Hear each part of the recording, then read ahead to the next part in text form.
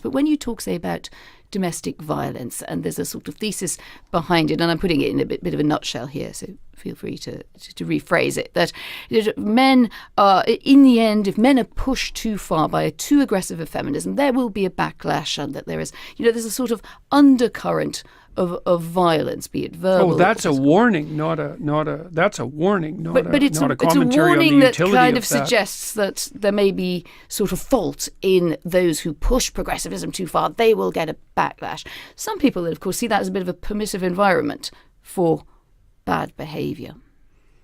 Well, people tend to confuse describing the likelihood of something with supporting the fact that it exists. And I'm describing the likelihood of something, not supporting the fact that it exists. If you push too far on the left, you're going to get a backlash on the right. That's how things work. And this is just a derivation of that as far as I'm concerned. How does that work in the context of domestic violence? Oh, I don't think it's applicable in the context of domestic violence at all. I think those things are completely separate issues. I mean, you were mentioning to me just as we were chatting. And I was speaking only politically with regards to the backlash. That was a comment on political backlash. It had nothing to do with domestic violence. That's a whole different issue. But violence often pops up in your work as something you think drives things. I think you've said in relations between men are regulated by a background threat of force, and in a sense that's why men have difficulty with women. Is it really so? No, that's why men have difficulty with women who are completely out of control. But who should control women? Well, other women themselves, men, society, just like everyone is controlled. I mean, you're controlled by society, I'm controlled by society, and thank God for that. I mean, funny. I mean, you described yourself as a liberal earlier, and I think a liberal doesn't think that a society controls women or men. Well, let's say regulates. I'm a psychologist as well. But what is an out-of-control woman? What is this creature? How do we know when we met one? Well, I'm sure that you've met women in your life that acted towards you in a bullying and detestable manner. It's very difficult for women to cope with that because they don't have any real recourse. And female bullying can be unbelievably vicious. And usually that takes the shape of reputation destruction, innuendo, and gossip. It's well documented. It's very difficult to defend. No, men do it too, but men no. But disproportionately women, in your view, or not? Sorry. Yes, disproportionately women. That's what the data indicate. I mean, Where is the data on innuendo and gossip? Well, it's among antisocial behavior among adolescents. It's a well-documented field. So, because people look at aggressive and antisocial behavior in women and in men.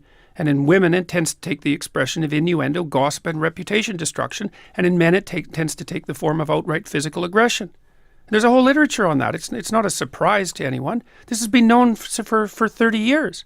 I mean, the rates of antisocial... I think the idea of the female gossip probably predates 30 years. Well, it does. By a long time, but that doesn't make it gospel, but really, people does it? No, it doesn't. But people have looked at how women express... Look, women have to express aggression somehow unless you're willing to say that they're not aggressive. They tend not to do it physically, not to the degree men do, so they use other channels.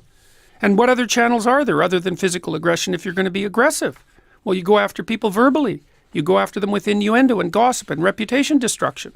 And that's how it works. And just to be clear, that you think that's predominantly a female modus operandi? It isn't that I think that. Well, I'm it's asking that the you. clinical literature indicates that. It isn't that I think it. Well, I'm not interviewing the clinical literature. I'm interviewing you. What do you think? Well, I'm a psychologist and a scientist, and I tend to to base my opinions on what I've read in the broad, relevant clinical literature. I'm not making this stuff up. I studied antisocial behavior for like 15 years. I'm actually quite an expert on it.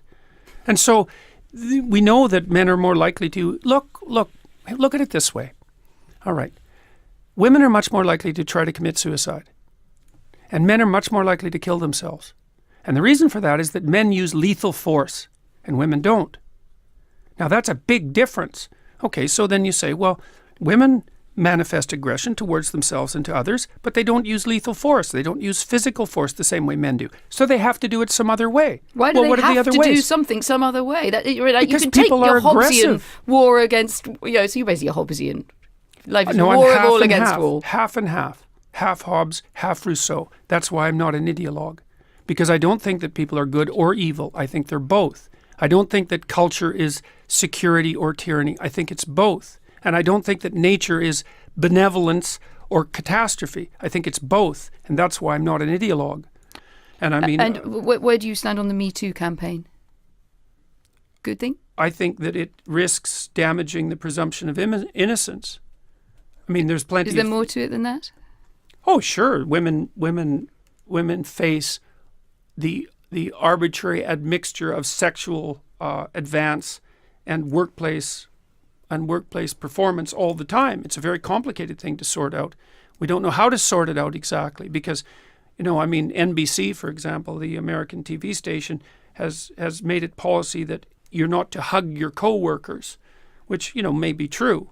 Although I don't think it's the sort of thing that a corporation might be deciding for people. But we don't know exactly what the rules are for governing male and female behavior in the workplace because we've only been working together for about 35 years. We don't know. After 35 years, wouldn't it be possible to figure something out? Not when you're talking about a transformation in behavior that's that profound.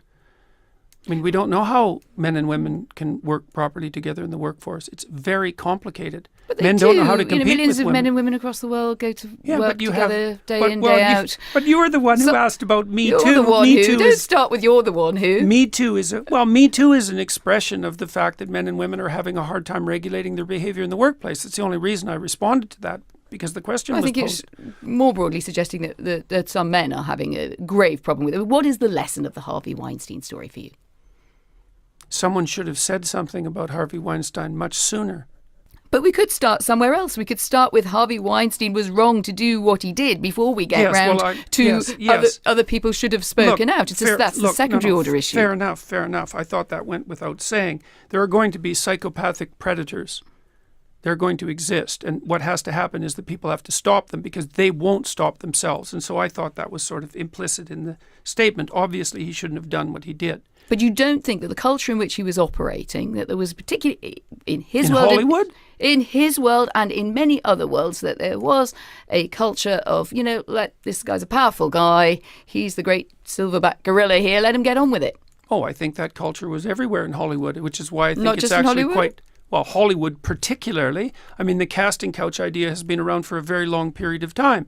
And I think that the Hollywood types who are all upset about this should look to their own devices with regards to the role they've played in fostering the culture that managed that.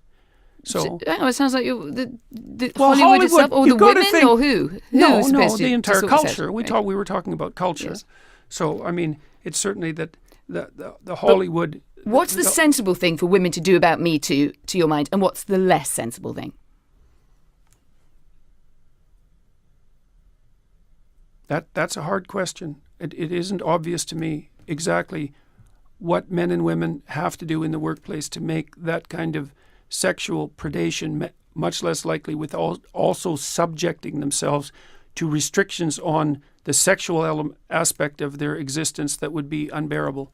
It's very difficult. What would be unbearable about that? How about everybody wears the same uniform to work?